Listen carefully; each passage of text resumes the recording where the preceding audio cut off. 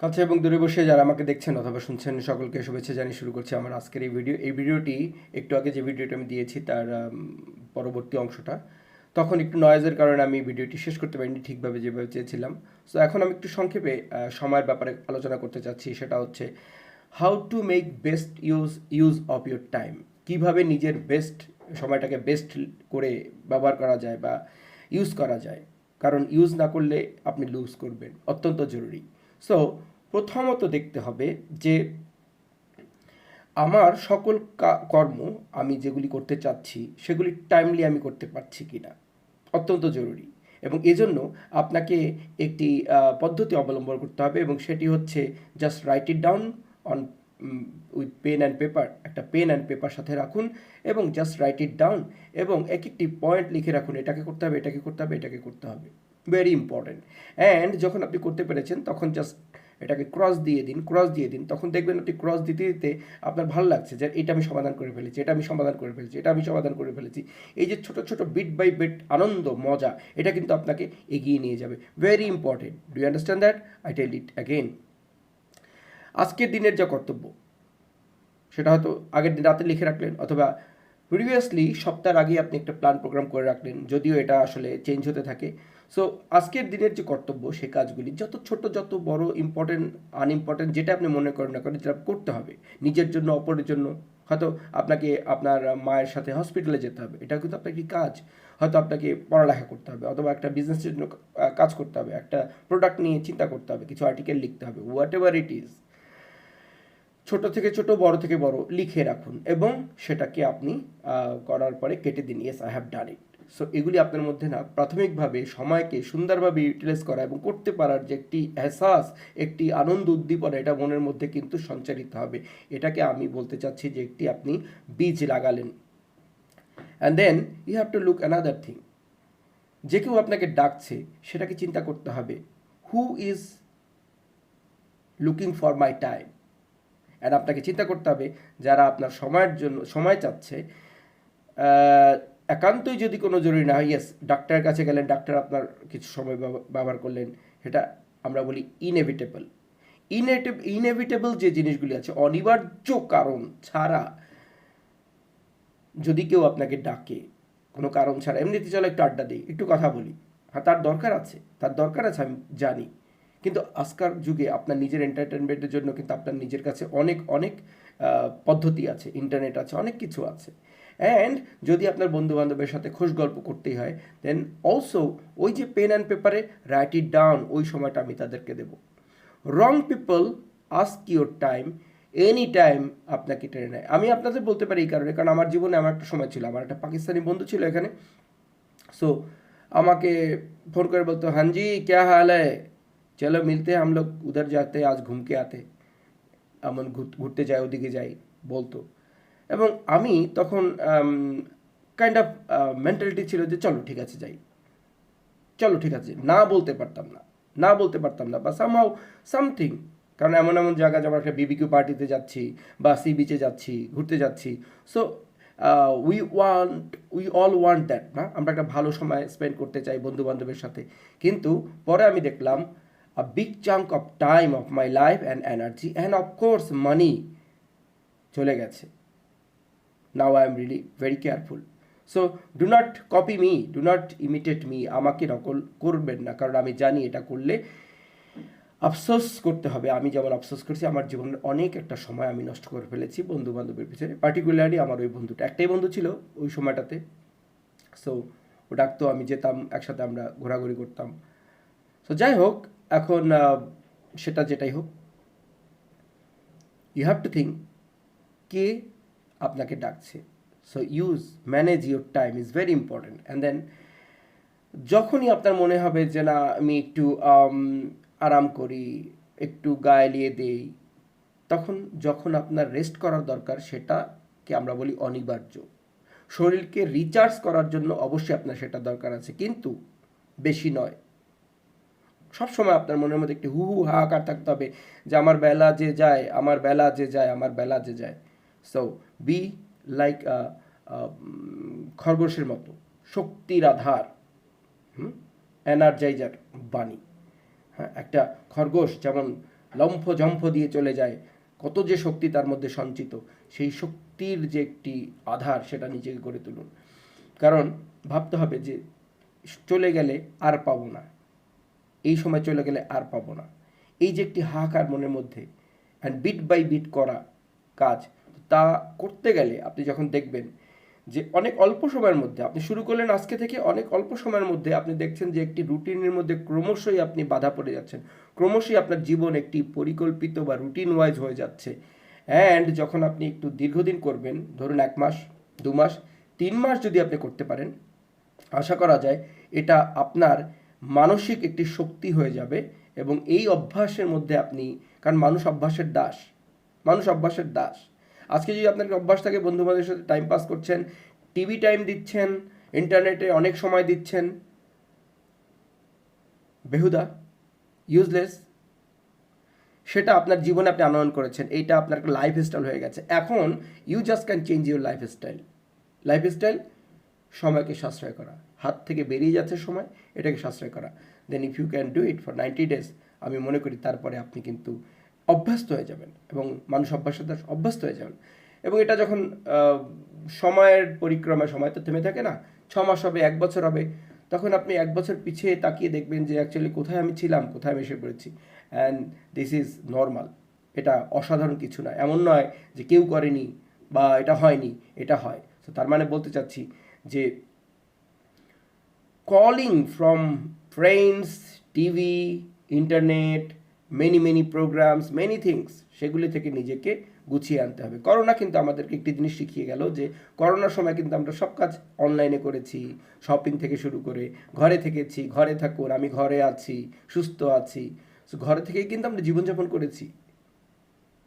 তার মানে নয় যে আপনাকে ঘরেই থাকতে হবে, কিন্তু ঘরে থাকা বলতে বোঝাচ্ছি যে আপনি কিন্তু নিজের মধ্যে সীমিত থেকে নিজের কাজগুলি করে নিতে পারেন, and nobody can stop you. এই যে ভাবধারাটা যদি আসে, সময়ের এই জ্ঞানটা যদি আসে, তাহলে সময়ই মানুষকে বানায় অথবা নষ্ট করে। It's very important. তো যখন আপনি নিজে থেকেই ব্যস্ত থাকবেন, নিজেকে নিয়ে ব্যস্ত থাকবেন, তখন দেখবেন যে বাইরের যে খারাপ যে জিনিসগুলি, সেগুলি থেকে অটোমেটিক আপনি কিন্তু দূরে রয়েছেন। আপনি চিন্তা করুন, যখন রতন টাটা চিন্তা করেন, তিনি কিভাবে চিন্তার মধ্যে বিলীন হয়ে যান, কিভাবে প্ল্যান প্রোগ্রাম করেন, নকশা করেন, যে বড় বড় যারাই ব্যবসা করছেন বা করেন, একটু তাদের ব্যাপারে ভাবুন, তাদের ব্যাপারে ভাবুন, এবং তারপরে নিজেকে কম্পেয়ার করুন। তখন দেখবেন যে আর এরা কি করছে, কোথায় কি চিন্তা ভাবনা করছে, আর আমি কি চিন্তা ভাবনা করছি, সর্বনাশ, আমাকে তো চিন্তা করতেই হবে, লেটস ডু ইট, এনার্জি করে আবার বেরোতে হবে। যখন rest, when you want to enjoy, play, that's okay, go, but everything should have a limit।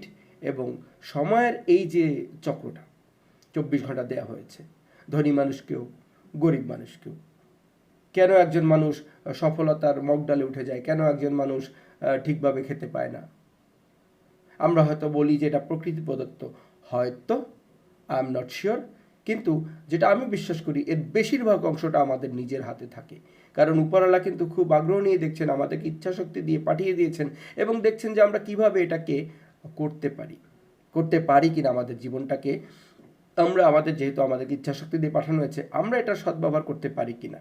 আমাদের যে বিচার আচার হবে, আমাদের কর্মের উপরে তো হবে, সৎকর্ম।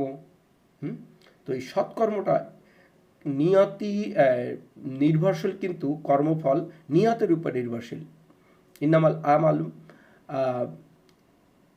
আমি এটা আরবিটা ভুলে গেছি, so I don't want to say. অবশ্যই কর্মফল নিয়তের উপর নির্ভরশীল। সো আমরা নিয়ত করি যে যতটুকু সময় আমাদেরকে দেওয়া হয়েছে আমি এটার ব্যবহার করব। আচ্ছা, আমি আপনাদেরকে একটি কথা বলি, এই যে রবীন্দ্রনাথ ঠাকুর, বঙ্গবন্ধু জাতির জনক শেখ মুজিবুর রহমান, ফাদার বকুল রোজারিও, রোজারিও, এবং Andrew Carnegie, they all are gone, they are not here in this world. তারা আপনার আমার মতো শ্বাস নিচ্ছেন না, their time is finished, they are not in here. কিন্তু তারা তাদের জীবনে এমন কিছু করে গেছেন যে আমি আপনাদেরকেও দেখাচ্ছি, এবং আমিও এটাকে এখানে টানিয়ে রেখেছি, and I feel inspired. Andrew Carnegie চিন্তা করেছিলেন তার মৃত্যুর পরে ড্রয়ারে পাওয়া গেছিল। আমার সারা জীবনের প্রথম অংশ আমি টাকা অর্জন করব, অনেক সম্পত্তি অর্জন করব এবং শেষ জীবনে এটা দু হাতে বিলিয়ে যাব মানব কল্যাণে। What a goal!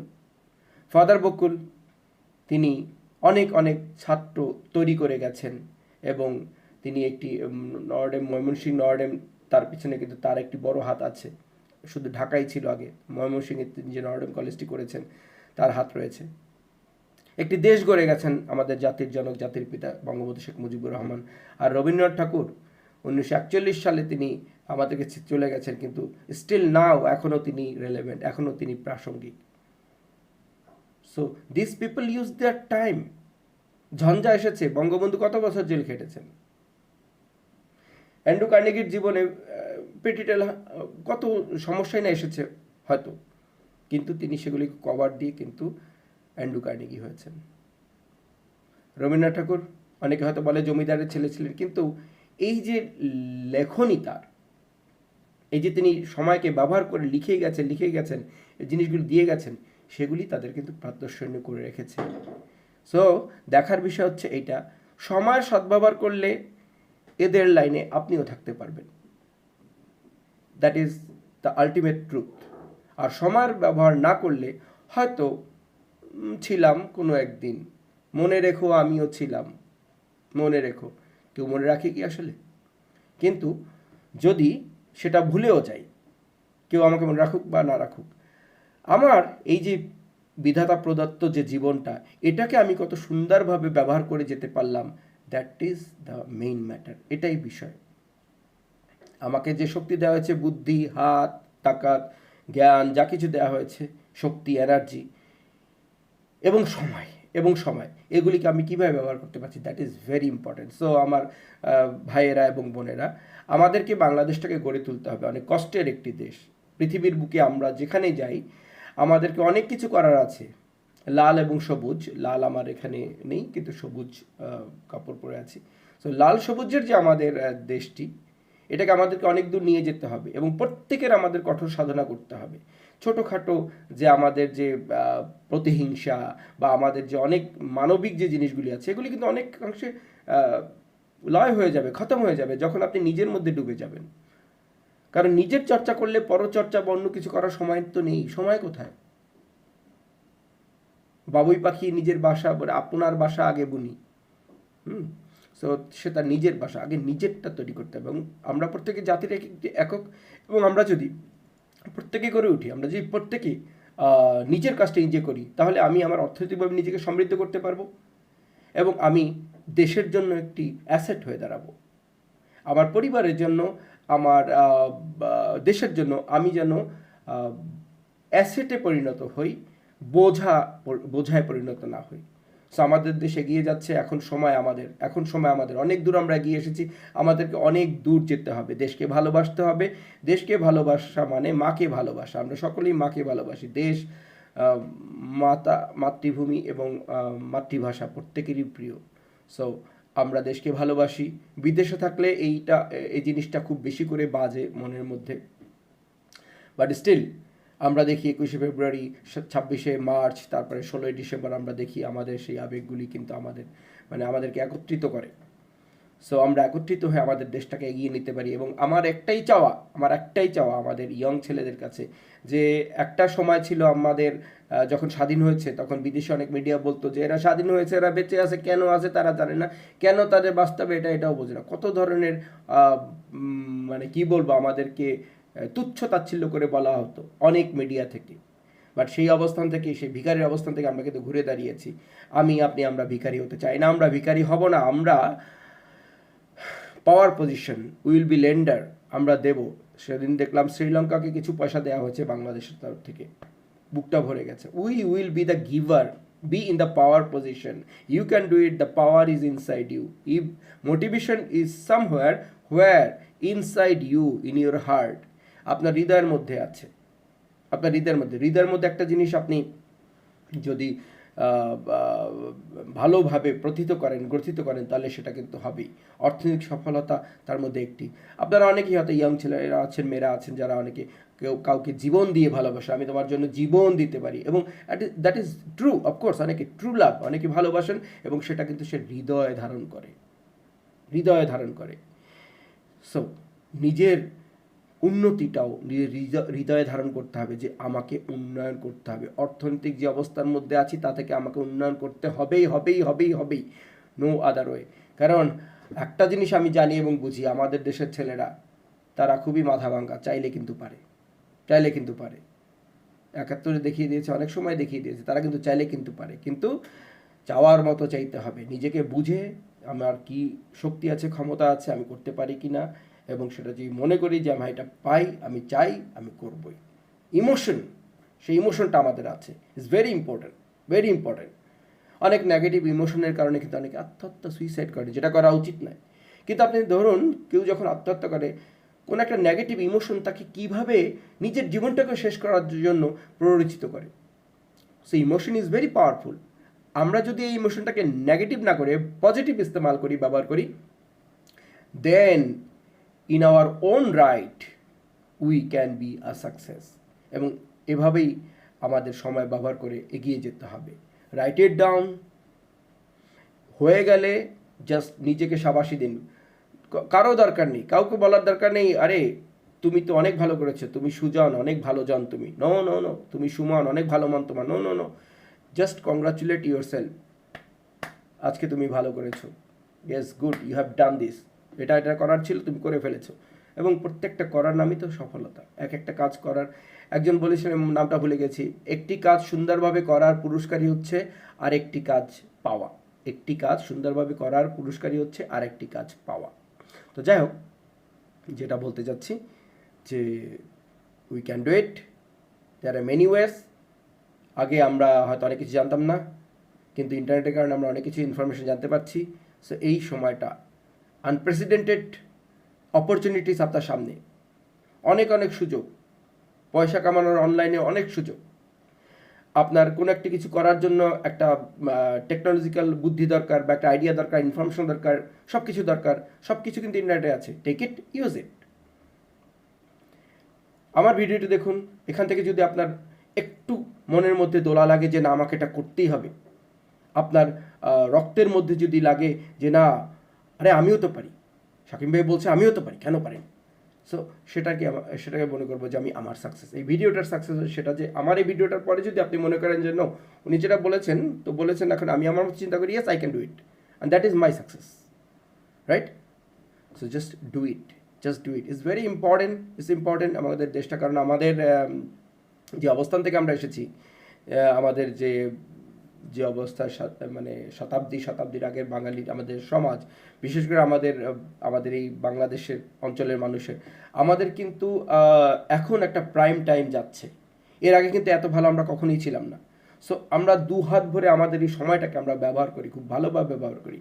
কম্পিটিশন অবশ্যই বেড়েছে, যেহেতু অনেক সুবিধা, কম্পিটিশনও বেড়েছে। এখন প্রমাণ করার সময় যে আপনি আসলে কে, এবং you, of course you also want to be somebody, right? Somebody, maybe not Rabindranath, but be yourself. একটি মজার কথা বলে শেষ করে দিই। আমাদের একটা শুনেছিলাম স্কুলে, যে এক ছাত্র স্কুলে আসতো না, তখন টিচার বলেছিলেন যে তুই স্কুলে আসিস না কেন? সে বলল যে স্যার রবীন্দ্রনাথ তো স্কুলে যেতেন না। তো স্যার বলেছেন যে ও তো রবীন্দ্রনাথ, তুই কে? তুই তো রবীন্দ্রনাথ না, তোকে তো আসতে হবে। সো তুই কে প্রশ্নটার মানে হচ্ছে, স্যার বলতে চাচ্ছিলেন যে তুমি তোমাকে প্রুভ করো কি তুমি কে। সো প্রত্যেকটা মানুষের আমার মনে হয় এটা প্রমাণ করা অত্যন্ত জরুরি, কি আমি কে। সো আমি কি আমার নিজের সফলতা করতে পারবো, কিভাবে পারবো, সেটার দিকে আমাকে নিজের প্রচেষ্টা রাখতে হবে। যাই হোক, অনেক বড় হয়ে গেল ভিডিওটি, আবার পরে কথা হবে। Thank you very much. Just get it inside your heart, it's very important. Take the emotion and do it. Success is a doing. Do it. কারণ এখন আপনি ইয়ং ছেলে আছেন, ডায়াবেটিস নেই, ব্লাড প্রেশার নেই, অনেক কিছুই নেই, হ্যাঁ, কত মানুষ কত অসুস্থ আছে, বয়স হয়ে যাচ্ছে, বয়সের একটি ধাক্কা কিন্তু লাগবে, কিন্তু সময় থাকতে take it with your both two hands, আপনার উভয় হাত থেকে, দুটা হাত থেকে সম্পূর্ণভাবে এটাকে গ্রহণ করুন এই সময়টাকে, যেন সময় আঙুলের ফাঁক দিয়ে বেরিয়ে না যায়। Just try it out. Thank you very much. খুদা হাফেজ।